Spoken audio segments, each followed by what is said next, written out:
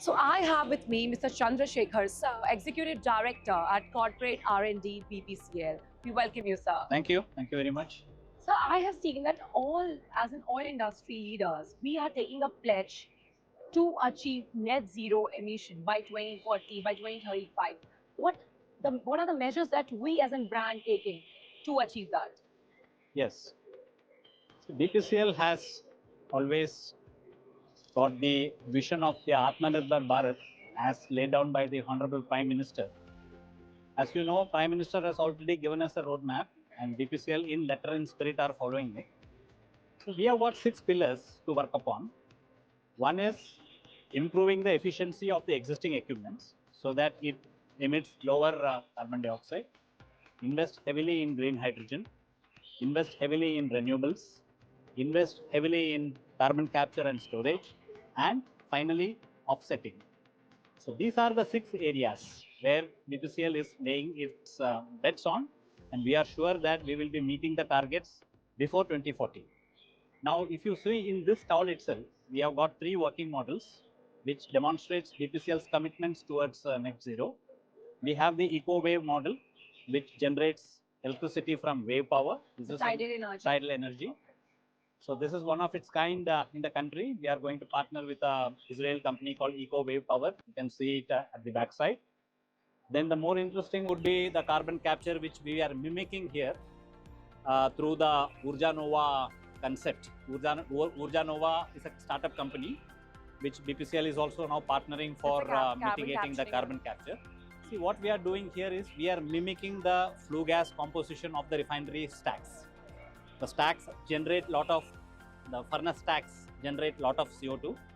So we are going to capture that CO2 using a patented process, convert that into sodium or calcium carbonate. So like you are turning into a cement or a powder. Oh my God. So that is being shown live here, the working model.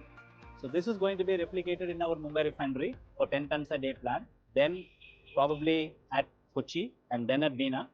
So these are all actual commitments that we are putting on paper.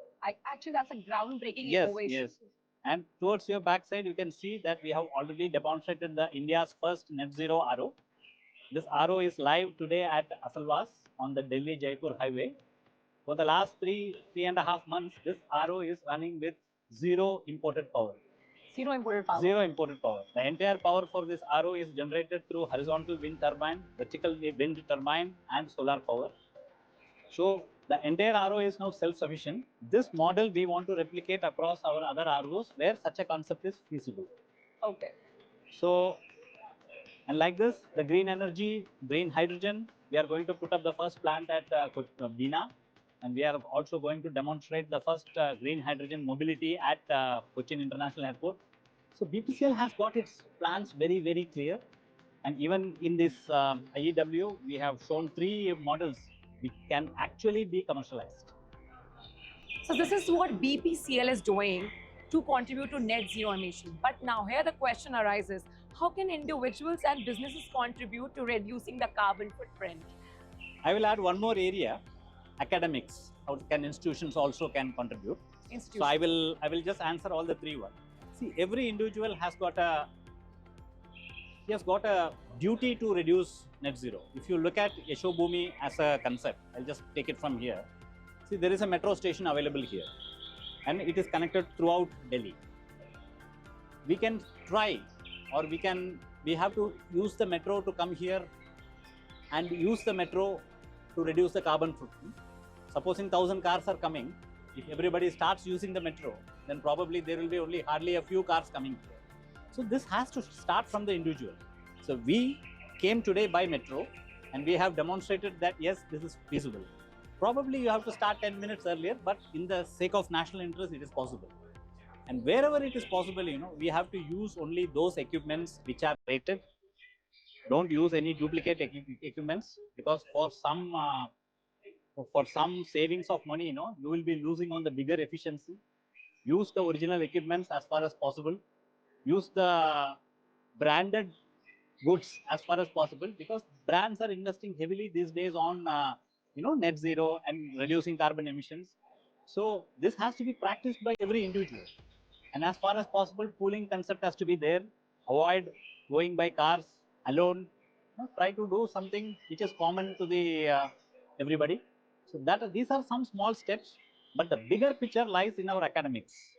See, India is a country which is diverse, wide, and there are number of academic institutions, leave alone IITs and NITs, number of other research institutions which are fairly unknown.